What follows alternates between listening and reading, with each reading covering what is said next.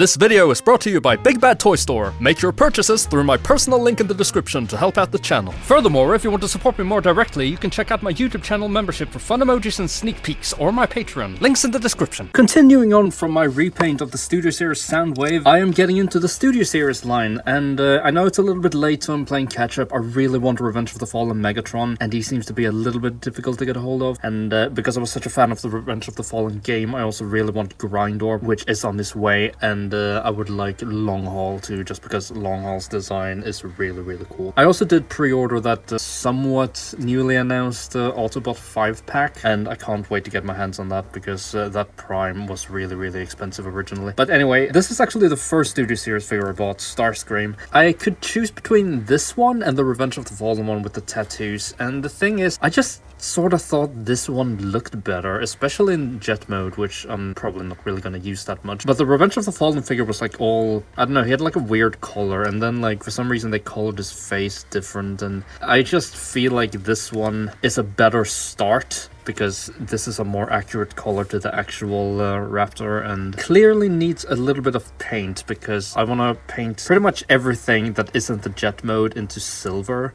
or like a gunmetal at least, and then we're gonna spice it up by dry brushing and whatnot. And then after that, I am not really sure if I'm gonna try to hand paint the tattoos. Honestly, in the movie itself, I could never really see them because, you know, the live action Transformers are a little bit of a jumbled mess, so I couldn't really make out the tattoos half the time, but I'll see what I feel after I paint everything silver. So first off, we're gonna start with this Vallejo gunmetal, and we're pretty much gonna cover, yeah, like I said, pretty much everything that isn't part of the actual plane mode, like this one here is the part of a plane, obviously. I can't spray paint a base because, one, I would need to cover up way too much, and I just can't be bothered. So we're doing this old-fashioned way with a brush. But as per usual, I quite like painting metallics because, one, they have really good coverage, and two, it's just fun. Like, it always looks good no matter how you paint it, pretty much.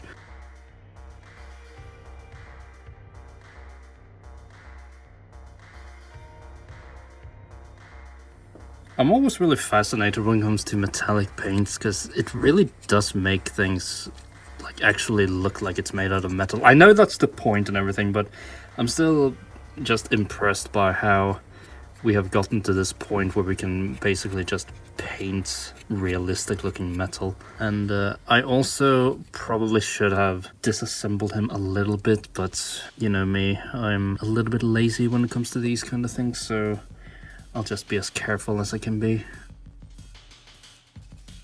Like areas like these here, I'm gonna use a black wash on them, so we're gonna get a lot of the nice detail exposed. Another issue with painting the live action Transformers figures is that it's really hard to find like an accurate color chart.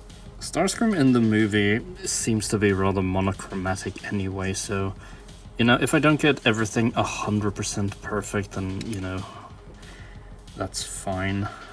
Aside from the head, I'm also really looking forward to putting some paint to these cables here on his arms. Some of you with a bit more of an affinity to painting might notice that I'm actually using a dry brush to paint, and it's not really optimal, but it's also a brush I sort of have just for painting metallics, so it's more of a convenience thing because I hate cleaning my brushes. I'm not quite sure about like these like upper thigh bits. Like, are they supposed... Like, I guess in the movie they're actually part of the plane, but it's more like, on this figure, it's more the undercarriage, and his... Like, the reference pictures I have makes it sort of look a bit metallic, so I'm not really sure what I want to do about them. So, for the head now, I have another brush that's sort of made for metallics. This is just a really beat-up old brush.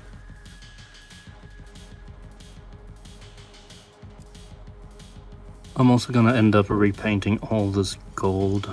It might seem a little bit unnecessary, but the gold I have it just looks a bit more metallic than this one.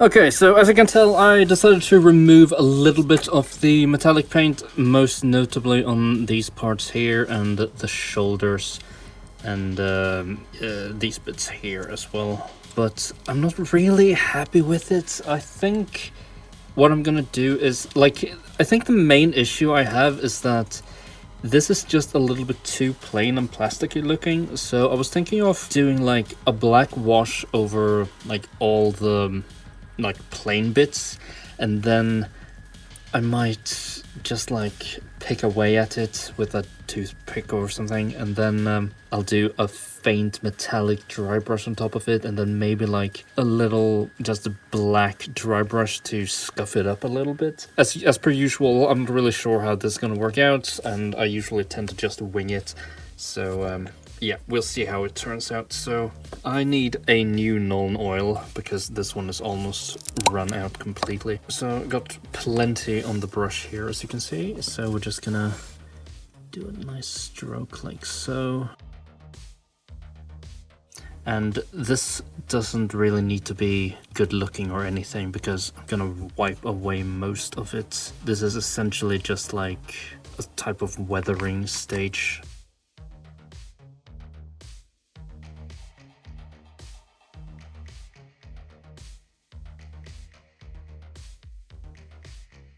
Like, it doesn't really make any sense, but I want my Transformers to be able to transform, even though I never actually transform them. Like, it's just nice to know that they can. Okay, so the wash is dried now, and I kinda really like it when he's looking all like monochromatic almost. Like, when everything is dark, he just looks so much more cohesive, like in the movie.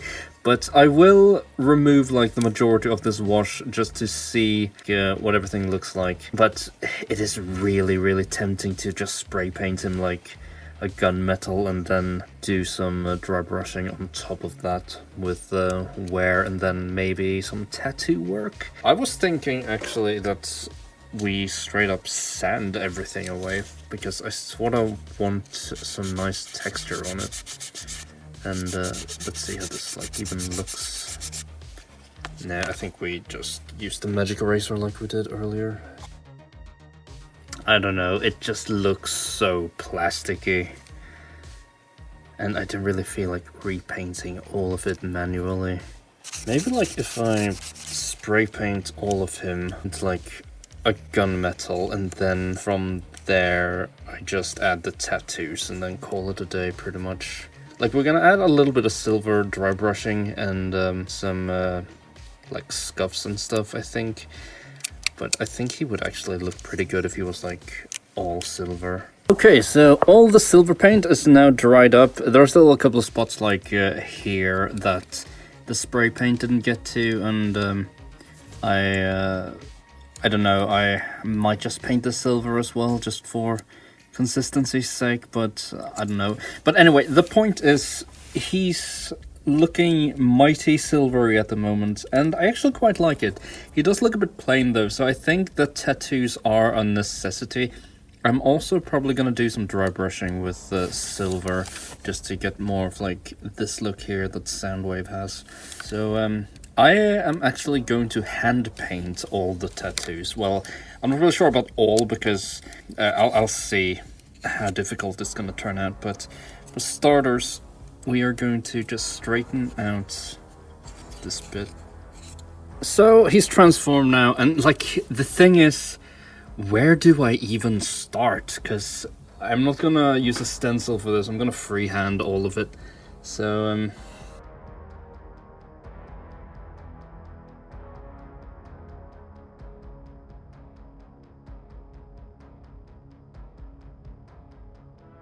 as per usual, when I do anything, plans change, and I tried to paint the tattoos, but it didn't really work out because I couldn't get the scaling right. Like it's really hard to get lost in terms of scale. So for consistency's sake, I printed out this just like a top view of a Revenge of the Fallen Starscream figure, and I'm cutting away all the tattoos like so I get like a form of like stencil. So I'm gonna do the majority with this just to have it consistent. Okay, so stencil, it's not like completely finished, but the majority of it is, and basically I just wanted to make things a little bit easier for me in terms of scaling. So like I can do the tiny detail on my own when like the majority of the tattoos are on. So I have an idea here. I've had this thing for ages, I've never used it, and I was thinking if I just like roll this in black and then I like layer this in sections like this-ish, then it should come out pretty clean, I hope. So yep, let's try it out. I can already tell that this is not really working. Nope, it's not working out at all. So I guess a brush it is. This is not working out the way I wanted. Ugh! So there come times, unfortunately, where we all have to admit defeat, and I simply cannot paint these tattoos. I need like some sort of decals or something, but there aren't actually any from what I could find. I checked Ripper Labels or Toy Hacks, I think they're called nowadays, and they didn't have any, so yep. But we're gonna finish up the last little detail on Starscream's face, and that's this little eyelid thing. It makes the eye pop a little bit less, but it's also a cool mechanical detail that I really appreciate them putting in. And when I said that this is the last thing, that's a straight up lie, because I'm gonna have to like repaint the mouth as well.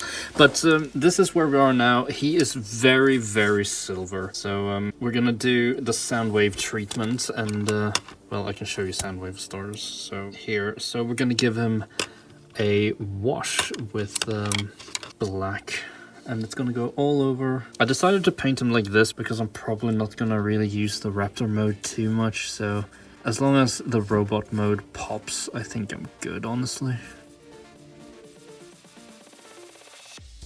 Okay, so with the wash now in place, we're just gonna do a full dry brush of some silver to create some variations in tone. Like I said, I'm mainly going for the robot mode, because I know for a fact I'm not really gonna transform him, if ever. I don't really transform or Transformers too much, I just like them as characters. So yeah, just dry brushing.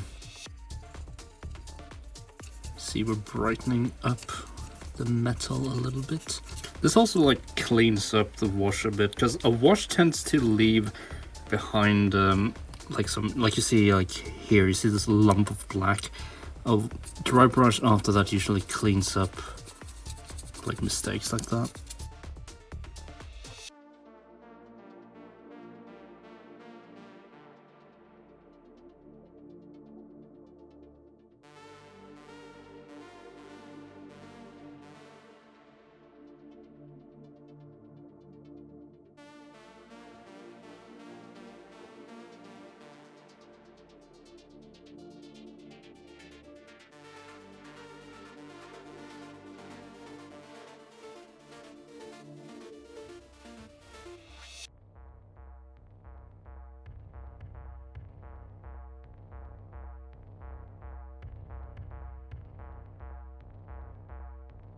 So it's a little too dark at the moment, so I'm just like mixing some paint here, some Celestra grey and white, and then a tiny bit of silver.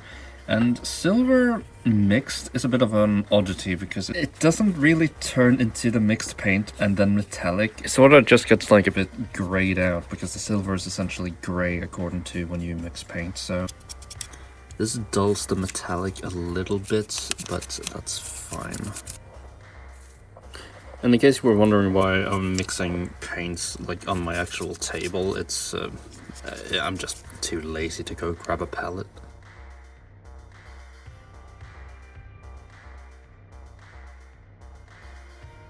So again, to make him a little bit less boring and just like metallic, I as you can see, I painted like these bits here, like I don't really know what to call them. It's like the sculpted outer edges of the plane, and this is just to give some contrast to the rest of the figure. But, you know, I'll take anything, basically, that adds some more color, like any excuse I can to give him some more paint. So we'll do this line here, that's right next to the cockpit.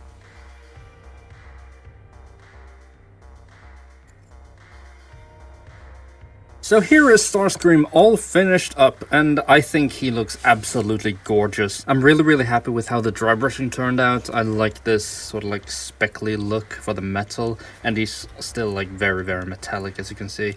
I didn't end up doing any of the tattoos because I just failed miserably at them, and then I sort of wanted to add the ones on like the thighs here, but these two like sockets here sort of make it impossible to get the like shape of the tattoo here without it looking stupid. As for color, as you can see, he's mainly this like gunmetal with a dry brush of lighter silver and some gold thrown on to give it a little bit more contrast. And then I went full out on that wire work here. It's even painted like down here, you can see, and then the back here is also painted. I did, however, pay quite a lot of attention to the head. So Starscream in the movie, it's pretty hard to see, but these bits here are actually blue in the movie, and I really wanted to follow suit in that. I also decided to block in his eyes with black, so the eyes stand out a little bit more instead of just being like this big red blob. And I think it really works out. And then the little eye lid thing, I guess, is painted just like the Revenge of the Fallen Studio Series figure had. And then I painted these bits here, like the mouth and the crest, gold, just to match it up with the movie. Also, the latest decision was to get all these like edges, like these sculpted edges, to be like this mix between gray and silver. And this was mainly just to give him a little bit more color, because I was really struggling to give him more color because I didn't want him to be this big, just gunmetal blob. Lastly, I also did these little wheels here, and then you can see some details here too, just some minor gold to add a little bit more color to the legs. But yeah, really happy with how it turned out. This was going to be like a one-off, so I was only going to buy Starscream, but then I found Soundwave for pretty cheap, so here they are together. And I sort of want to drift from Age of Extinction and maybe the Studio Series Hound, even though I quite like my own custom one. And I really want the Dark of the Moon Wreckers, like really bad. I think Roadbuster is one of my favorite designs in all of the movies. I think it's amazing. So yeah, anyway, this is Starscream, so hope you enjoyed the video. And if you want to support the channel, you can check out the membership tab so you can get some exclusive sneak peeks and whatnot, or do the same for my Patreon. As always, thank you for watching, and I'll see you guys in a bit. Come here, boy.